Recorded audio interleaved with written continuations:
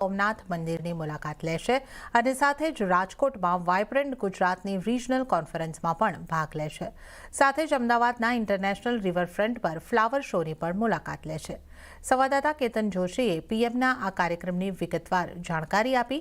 આવો જોઈએ। સાબરમતી રિવરફ્રન્ટ ઉપર આપ મારી પાછળ જોઈ રહ્યા છો તે જગ્યાએ 12 તારીખે સવારે 8 વાગ્યે પ્રધાનમંત્રી નરેન્દ્ર મોદી જર્મનીના ચાન્સેલર સાથે કાઇટ ફેસ્ટિવલનું ઉદ્ઘાટન કરશે। પરંતુ એ પહેલા એમના 3 દિવસના કાર્યક્રમ ઉપર નજર રાખીએ તો સોમનાથ તેઓ આવતીકાલે સાંજે આવવાના છે। પૂજા અર્ચન કરીને રાત્રિ વિશ્રામ સોમનાથમાં થશે। આ ઉપરાંત બીજે દિવસે સોમનાથ સ્વાભિમાન પર્વમાં તેઓ હાજરી આપશે। 108 અશ્વ છે એમની સાથેનો એક એમનો રોડ શો પણ થવાનો છે અને એક બહુ મોટી જાહેર સભા પણ ત્યાં થવા જઈ રહી છે। અને બપોરે 3 વાગ્યે 11 તારીખે રાજકોટમાં વાઇબ્રન્ટ ગુજરાત રિજનલ કોન્ફરન્સ છે એમનું ઉદ્ઘાટન કરશે। સાંજે 7 વાગ્યે તેઓ અમદાવાદ આવી જશે અને આ જ રિવરફ્રન્ટ ઉપર ચાલતા ફ્લાવર શોની મુલાકાત લેશે।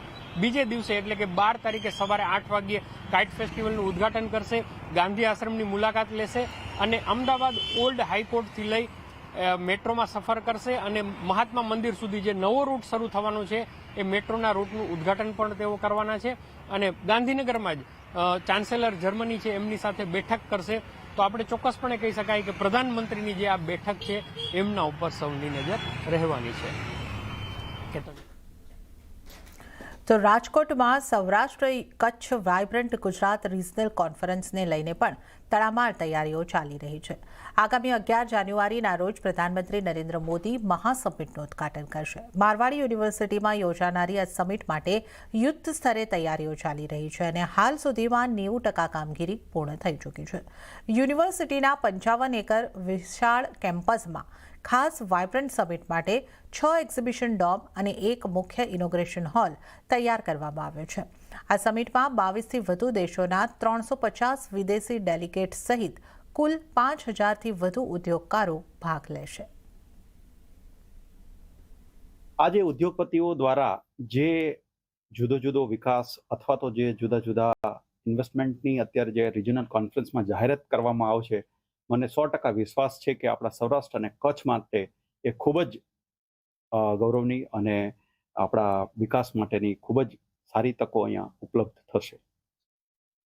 તો સોમનાથ સ્વાભિમાન પર્વની ઉજવણી થઈ રહી છે ત્યારે ઉજવણીને લઈને સોમનાથમાં સાધુ સંતો ઉમટી પડ્યા છે। સાધુ સંતો અને મહંતો દ્વારા આજે ભવ્ય ડમરૂ યાત્રા કાઢવામાં આવી। શંખ સર્કલથી હમીરજી સર્કલ સુધી ડમરૂ યાત્રા કાઢવામાં આવી ત્યારે આ યાત્રામાં મોટી સંખ્યામાં સાધુ સંતો જોડાયા હતા। 500થી વધુ વિવિધ અખાડાના સાધુ સંતો અને મહંતો યાત્રામાં જોડાયા હતા। તો સાંસદ રાજેશ ચુડાસમા, ધારાસભ્ય ભગવાન બારડ અને પૂર્વ સાંસદ દીનુ સોલંકી ડમરૂના તાલે ઝૂમ્યા હતા। ગુજરાતભરના સાધુ સંતો દ્વારા ડમરૂ યાત્રા કાઢવામાં આવી હતી અને આ ડમરૂ યાત્રા છે તે હાલ સોમનાથ મંદિર ખાતે આવી પહોંચી છે। જોઈ શકાય છે જે પ્રમાણે આ સાધુ સંતો છે તે સોમનાથ મંદિરની અંદર મહાદેવના દર્શન કરવા માટે ઉમટી પડ્યા છે। હર હર મહાદેવના નાદ સાથે આજે જે સોમનાથ મંદિર પરિસર છે તે હર હર મહાદેવના નાદ સાથે ગુંજી ઉઠ્યું છે। મોટી સંખ્યામાં જે સાધુ સંતો જોડાયા હતા, જ્યાં દૂર સુધી નજર પહોંચે ત્યાં સુધી સાધુ સંતો છે તે જોવા મળી રહ્યા છે। જોકે આ ડમરૂ યાત્રાને લઈ અને સોમનાથ અને પ્રભાસ ક્ષેત્ર છે તે ભક્તિમય બન્યું હતું। ખાસ કરીને અહીંના જે લોકો છે, સ્થાનિકો છે, તે પણ મોટી સંખ્યામાં જોવા માટે ઉમટી પડ્યા હતા। જોકે હાલ જે પ્રમાણે સોમનાથ સ્વાભિમાન પર્વની ઉજવણીને લઈ અને પ્રભાસ ક્ષેત્ર છે સંપૂર્ણપણે કૈલાસમય બન્યું હોય તેવું લાગી રહ્યું છે અને મોટી સંખ્યામાં સાધુ સંતો છે તે પણ જોવા મળી રહ્યા છે।